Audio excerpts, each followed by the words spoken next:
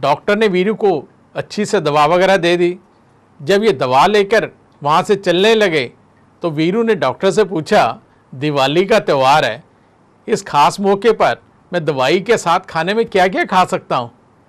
Doctor ने हंसते हुए कहा, भाई तुम मेरी फीस छोड़कर बाकी सब कुछ खा सकते हो।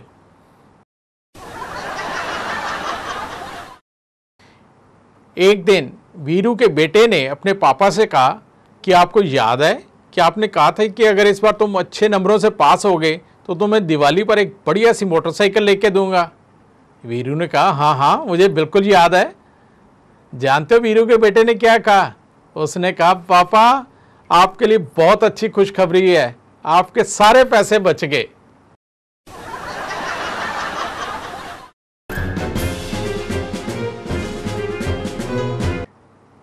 दिवाली के मौके पर सभी कंपनी वाले, फैक्ट्री वाले अपने स्टाफ को बोनस देते हैं।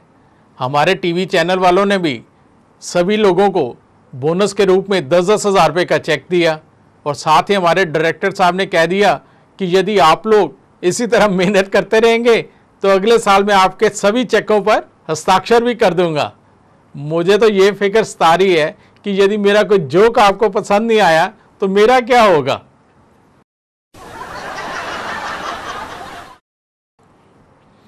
मेरे पड़ोस में एक बहुत ही प्यारा बच्चा रहता है, उसका नाम है गप्पू।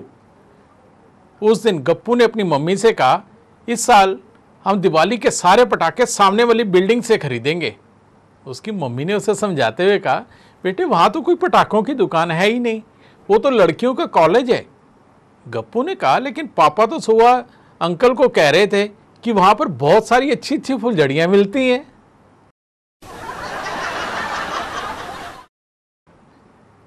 दीपावली के कुछ दिनों बाद शादियों का सीज़न शुरू हो जाता है। ऐसे ही सीज़न में एक सुंदर फिल्मी हीरोइन ने एक बहुत ही अमीर परंतु बूढ़े आदमी से शादी कर ली। मैंने उससे पूछा कि आपने इस आदमी से ऐसी क्या खूबी देखी जो इससे शादी कर ली? फिल्मी हीरोइन ने बड़े नखरे के साथ कहा, जी एक तो इनका बैंक बैलेंस और दूसरी इनकी उम्र के थोड़े से दिन।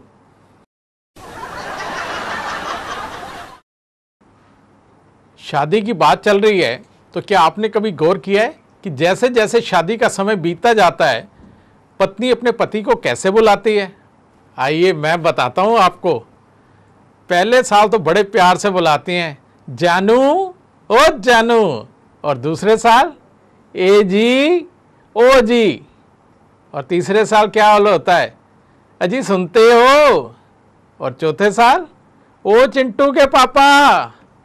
पांचवें साल तो ये नौबत आ जाती है कि ये सुनने को मिलता है, ओ कहाँ मर गए आप।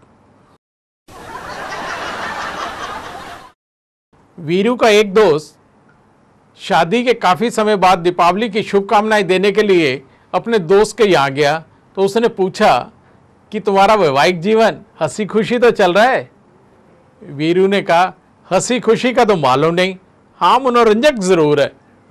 दोस्त ने पूछा, वो कैसे? वीरू ने कहा, हमारी शादी से हमारे पड़ोसी बहुत खुश हैं। रोज जब हमारी आपस में लड़ाई होती है तो उन लोगों का मुफ्त में मनोरंजन हो जाता है। दीपावली के त्यौहार पर कई बार छोटी छोटी बातों को लेकर आपस में झगड़ा हो जाता है।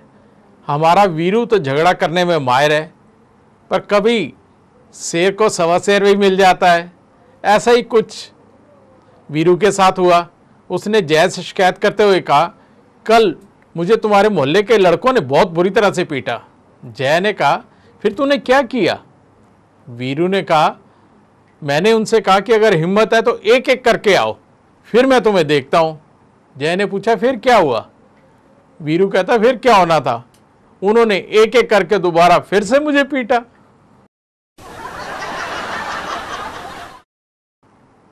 एक बार जय ने वीरू से पूछा कि क्या तुम सच का सामना कर सकते हो?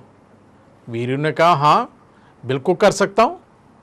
जय ने कहा, अच्छा फिर इस सवाल का जवाब केवल हाँ या नहीं में देना। क्या तुम्हारी पत्नी को पता है कि तुम बहुत बड़े बेवकूफ हो?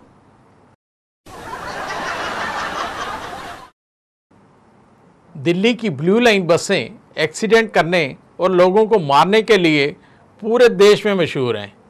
परंतु एक ब्लू लाइन के बस ड्राइवर ने 2 लोगों की जान बचा दी।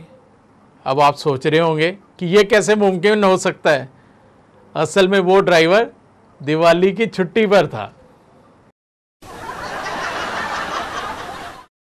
दिवाली के मौके पर बाजार और सड़कों पर रौनक के साथ साथ बहुत भीड़ भी हो जाती है। ऐसे में लोग एक दूसरे से टकरा जाते हैं, लेकिन इसमें भी एक अपनापन होता है। लेकिन एक आदमी ने सड़क पर चलते हुए बहुत जोर से एक औरत को साइकिल मारकर गिरा दिया।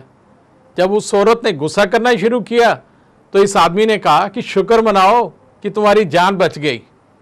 औरत ने हैरान होते हुए कहा कि आज तक साइकिल टकराने से कोई नहीं मरा, तुम मुझ पर यह एहसान क्यों जता रहे हो। उस आदमी ने कहा, मैं रोज तो ब्लू लाइन बस चलाता हूं, आज अचानक मैंने छुट्टी ली हुई थी।